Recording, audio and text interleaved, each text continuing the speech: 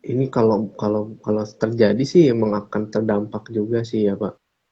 Tapi saya pikir menurut saya ya, jadi nggak terlalu untuk saat ini mungkin nggak akan terlalu terdampak ya Pak. Kayak contoh Singapura ya kemarin tuh dia krisis ayam ya kalau nggak salah ya Pak. Ya, Ya tapi kalau untuk ke Indonesia sih saya rasa sih masih oke sih ya Pak. Nggak terlalu ada berdampak banget. Tapi kalau misalkan ternyata tadi jagung gitu atau cuman memang dari sisi inflasi kayak terigu segala macam atau apa ya kemarin tuh itu juga cukup berdampak banget ya ke kita dari pengaruh perang antara Rusia sama Ukraina itu ya Pak. Itu ya, juga cukup lumayan tinggi tuh kenaikannya, inflasinya. ya. Oke, kemudian nih ada pertanyaan ya Pak ya, nih dari Ren Purnama gitu ya. Dia curhat nih katanya, Pak saya kan investor pemula banget gitu, baru mulai. Saham mana yang cocok untuk pemula gitu ya. Nah kalau dari saya sendiri ya, ketika dulu baru berinvestasi, saya kurang begitu memahami saham gitu. Kemudian disarankan untuk membeli sekumpulan saham. Nah saat ini daripada kita susah milih-milih, lebih baik reksadana saham. Di dalamnya juga saham-saham juga gitu ya. Bet- Tapi sudah dipilah-pilih gitu ya oleh manajer investasi yang ada di perusahaan NI gitu ya. Nah ini menurut hemat Bapak kira-kira untuk investor pemula uh, har- haruskah langsung terjun ke saham gitu? Kalau menurut saya sih supaya merasakan gitu ya kira-kira fluktuasi harganya seperti apa gitu ya. Lebih baik sih reksadana saham Pak. Iya, kalau menurut saya juga betul ya kalau misalkan memang benar-benar pemula banget gitu ya. Lebih baik coba ke reksadana saham dulu atau mungkin mungkin bisa coba juga ke reksadana campuran dulu gitu. Oke, Kenapa? campuran. Karena kan iya, kenapa? Karena reksadana campuran ini kan nggak bisa 100% saham ya. Kalau reksadana saham dia bisa 100% saham. Kalau reksadana campuran kan hanya maksimal tuh 79% di saham gitu. Nah, mungkin kita coba invest di reksadana campuran dulu gitu.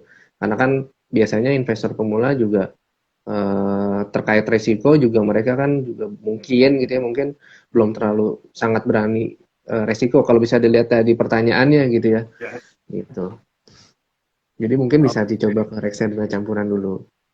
Iya Pak, ini sering lupa nih Pak, sobat investor kita yang ada di rumah, bahwa ketika kita berinvestasi gitu ya, yang di pikirannya itu adalah keuntungan-keuntungan. Kalau mikirin keuntungan Betul ya betul lebih baik reksadana pasar uang ya Pak ya, karena kan eh, betul betul hampir dipastikan untung gitu ya, hampir dipastikan untung. Setiap hari juga kalau kita lihat kan ada penambahan tuh dari ada bunga kenaikan deposito, nol ada kenaikan, iya betul ada sekali gitu ya. kenaikan Tetapi ingat, memang itu kan low return, low risk juga sebetulnya gitu ya. Kalau mau yang high return ya nggak bisa di reksadana pasar uang, harus cari betul. alternatif misalnya di reksadana campuran. Nah kebetulan Iya. menurut menurut pendapat saya pribadi nih Pak, ini setiap budi ini pengelolaannya lagi tepat banget. Jadi kan lebih banyak di saham ya. Tadi Bapak bilang porsinya sekitar 79% maksimal gitu ya. Dan kinerjanya meningkat gitu ya. Tapi kan kalau kita lihat sekarang IISG ini udah mungkin all time high ya Pak ya, 7.300-an gitu ya. Nah ini apakah kita harus tunggu momentum penurunan dulu gitu ya? Toh juga nanti di hari Kamis ada data inflasi gitu ya. Waktu Indonesia kan keluarnya beritanya. Kemudian di akhir bulan ini juga The Fed ada potensi menaikkan 75 Betul basis 70 poin basis lagi point. bunga gitu ya. Nah ataukah ya uh, oke lebih baik dicicil atau kayak gimana Pak sebaiknya nih melihat kondisi saat ini? Apakah ISG akan bisa naik lagi gitu? Oke baik, nah ini pertanyaannya cukup bagus juga ya Pak untuk harusnya bisa dicicil ya Pak untuk kita beli investasi mulai di reksadana campuran atau reksadana saham. Karena sebenarnya kita juga yang kita harus sadari bahwa kita nggak tahu nih market ini terendahnya berapa sih? Kadang kan seperti itu ya. Contoh kayak tahun 2000 Tertingginya juga nggak tahu Pak. iya, iya betul tertingginya juga kita nggak tahu 2021. Memang banyak pertanyaan kayak teman-teman juga bertanya gitu ya.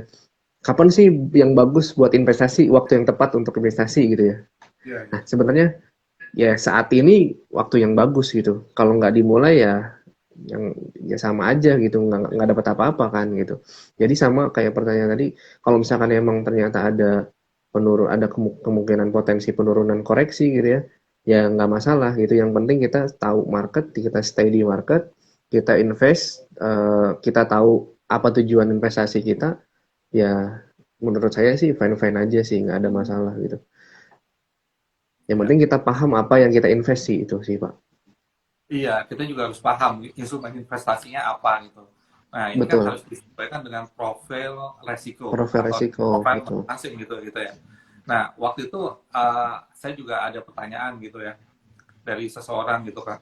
Kok saya misalnya membeli saham kok nggak apa kurang begitu profit kayak gitu ya. Nah mungkin dia kurang cocok Pak dari segi resikonya saham kan sebenarnya kan naik turun gitu ya. Jadi ada waktunya nanti juga naik gitu kalau sahamnya momentumnya tepat, kinerjanya bagus gitu ya. Nah Pak Betul. untuk mengetahui kira-kira profil resiko seseorang itu ngukurnya seperti apa ya Pak ya? Oke. Sebenarnya bisa diukur dari pertama dari tujuan investasinya dia itu apa sih tujuannya?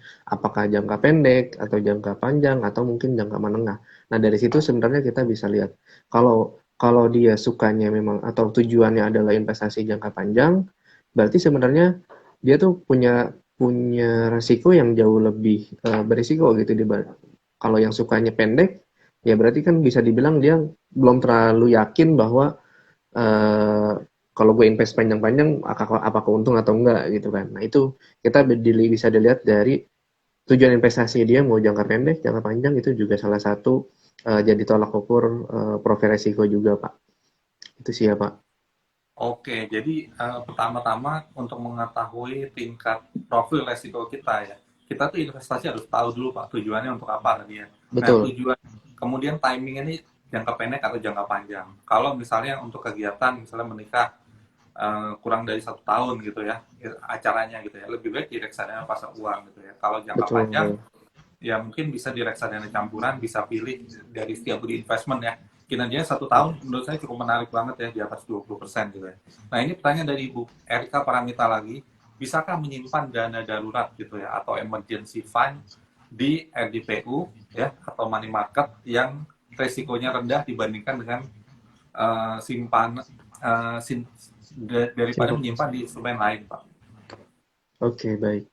Eh, jadi kalau untuk ditanya apakah bisa menyimpan dana darurat di RDPU, ini cukup bisa banget ya Pak, ya Bu ya, untuk nyimpan di RDPU. Kenapa? Karena memang dari segi resiko juga rendah dan juga ada kenaikan rate itu ya cukup menarik juga gitu dibandingkan kita taruh di deposito gitu ya atau hanya banyak kan orang rata-rata naruh dana darurat tuh hanya di tabungan biasa gitu bukan di deposito. Nah kalau deposito juga kan kita juga agak khawatir ya kenapa karena dia kan sewaktu-waktu nggak bisa ditarik karena misalnya ada jangka waktu 1 bulan gitu ternyata sebelum jatuh tempo kita butuh gitu. Nah, itu ada kena penalti segala macam. Nah, jadi lebih baik memang taruh dana darurat adalah di reksadana pasar uang. Seperti itu ya, Bu ya. Iya. Dan juga biasanya Pak, kalau dari sisi kinerja saya lihat reksadana pasar uang tuh cenderung unggul ya daripada deposito kan. Karena kan di dalamnya Betul. ada obligasi yang jangka pendek itu Pak ya. Bahkan Betul cukup yang jauh, betul. ada yang cukup tinggi lah kira-kira gitu ya. Jadi Betul betul. tetap Pak. Jadi ini sudah bagus ya Pak ya menyimpan dana darurat di reksadana pasar uang. Nanti teman-teman silakan lihat ya di aplikasi Ajaib kan di menu cari itu ada yang saham, ada yang reksadana gitu ya. Kemudian di scroll di bawahnya itu ada MIMI gitu. Nah, salah satunya adalah Setiabudi Investment Management, di mana di situ ada beberapa produk ya, yang kinerjanya saya lihat yang paling unggulannya itu campuran gitu ya. Teman-teman kalau Betul. mau tertarik dengan reksadana campuran, ini bisa menjadi salah satu alternatif terbaik ya. Kalau menurut saya dibandingkan dengan reksadana campuran dari produk lain gitu ya. Karena saya jarang sekali melihat bisa setinggi ini gitu Pak ya. Jadi Iya. ya, kemudian Pak, kalau kita lihat ya, kira-kira untuk investor pemula nih, kira-kira tips berinvestasinya seperti apa, Pak? Supaya berinvestasi menjadi nyaman, nggak trauma dengan investasi gitu. Apa saja yang harus diperhatikan, Pak?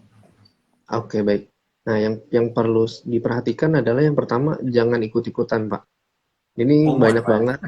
Iya, FOMO banget gitu. banyak banget orang-orang atau milenial-milenial ini, oh investasi segala macam gitu ya. Cuman karena ikut-ikutan gitu atau tren aja gitu investasi. Dia nggak tahu apa sih sebenarnya yang paling penting yang harus diperhatikan adalah itu tujuan dari investasi kita itu untuk apa gitu. Itu yang paling penting sih. Karena ketika kita tahu tujuan investasi kita untuk apa, baru kita akan tahu produk apa yang sebenarnya sesuai sama kebutuhan tujuan kita. Itu. Jadi penting adalah kita harus jangan ikut-ikutan. Yang kedua, harus tahu tujuan investasinya untuk apa, mau jangka pendek, jangka panjang, atau misalkan tadi untuk menikah gitu ya, atau untuk dana darurat gitu. Jadi ketika kita tahu tujuan kita, akhirnya kita tahu produk apa yang memang benar-benar cocok untuk tujuan investasi kita. Itu yang paling penting ya Pak. Karena banyak banget yang tadinya FOMO atau mungkin dikomporin sama teman-temannya atau apa gitu. Jadi menurut saya itu. Jadi ketika kita tahu tujuan, akhirnya kita tahu produk apa yang cocok untuk investasi, dan yang terakhir adalah kita harus stay di market. Maksudnya apa stay di market? Bukan berarti kita liatin running text terus gitu atau liatin apa. Tapi kita tahu kondisi pasar saat ini tuh seperti apa, kondisi makro saat ini tuh seperti apa. Itu ya Pak. Iya, jadi kita juga harus belajar juga Pak dalam berinvestasi. Kalau misalnya teman-teman Betul, merasa, oh ilmunya belum mumpuni nih, saya belum pandai menganalisa.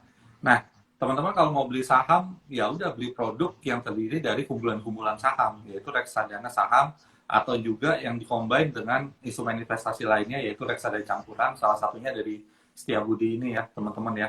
Nah, itu cukup akan cukup apa ya, cukup rileks teman-teman gitu ya. Nah, teman-teman bisa tetap fokus gitu ya. Kemudian seminggu sekali, sebulan sekali bisa dilihat hasilnya gitu ya. Nah, ini ada pertanyaan lagi betul. Pak dari Putra Legals.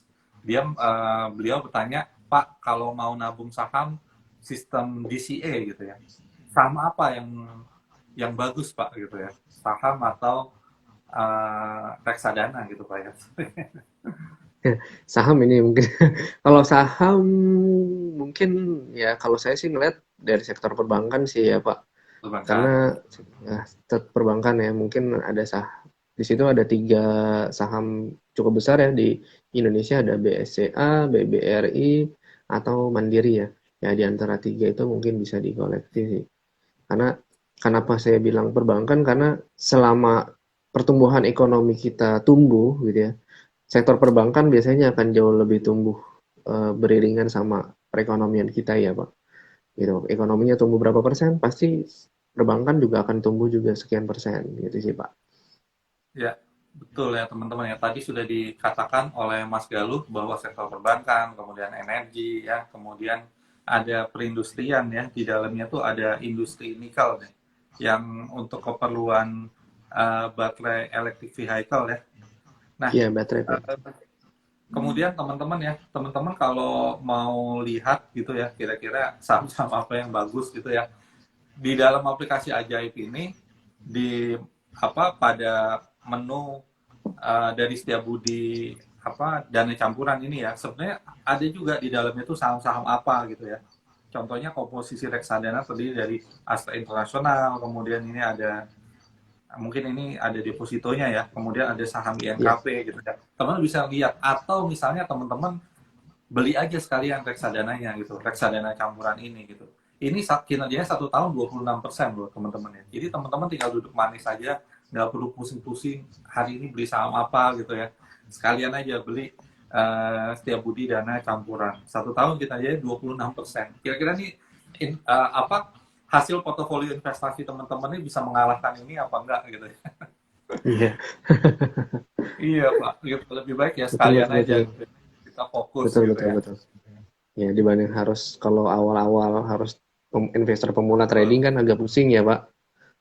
Iya betul, terutama untuk ke investor pemula gitu ya. Nah, mungkin kita harus membiasakan ya teman-teman untuk ada di portofolio kita itu reksadana gitu ya. Kalau misal kita memang masih muda, kita merasa ya cukup cukup oke lah dalam menganalisa kita membeli saham gitu. Kalau bisa ada reksadananya juga gitu ya. Nah, biar supaya berimbang gitu ya. Nanti kalau turun yang satu naik supaya bisa membalance ya, kira-kira seperti itu gitu ya. Nah Pak, mungkin sekian aja Pak Oh perbincangan iya, kita pada sore hari ini karena siap waktu Pak juga Haji. ya yang memisahkan kita. Terima kasih banyak atas Terima kasih waktunya ya. waktunya Semoga juga. Setiabudi Investment Management maju terus dan sukses untuk Bapak. Terima kasih banyak. Siap. Selamat Terima sore. kasih banyak juga Pak Yajid. Semoga Ya, Ajaib juga makin sukses. Thank ya. you banget Pak. Yo, mohon pamit Oke, Pak. terima kasih Ya, teman-teman semua. Kita terima akhiri kasih, terima perjumpaan kasih. kita pada sore hari ini. Selamat sore, sehat selalu. Mohon maaf apabila ada salah-salah kata. Terima kasih banyak. Wassalamualaikum warahmatullahi wabarakatuh. Waalaikumsalam.